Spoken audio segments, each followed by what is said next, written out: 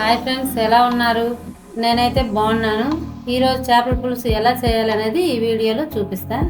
ముందుగా ప్యాన్ పెట్టి ఆయిల్ వేసి పోపు దినుసులు వేయాలి.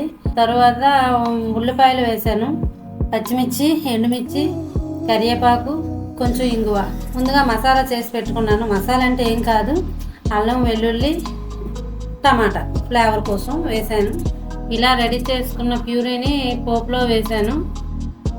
వేసిన తరువాత ఉప్పు, కారం, పసుపు వేసి కలుపుకొని ఆయిల్ సపరేట్ అయినంత వరకు మూత పెట్టుకొని ఉంచాలి. ఆయిల్ సపరేట్ అయిన తర్వాత ముందు కడిగి పెట్టుకున్న చేపలను పోపులో వేయాలి. వేసి కొంచెం కలిపి చింతపండు పులుసును వేయాలి. పులుసు కొంచెం మరిగిన తర్వాత ధనియాల పౌడరు, జీలకర్ర పౌడరు, ఫిష్ మసాలా, కసూరి మేతి వేయాలి.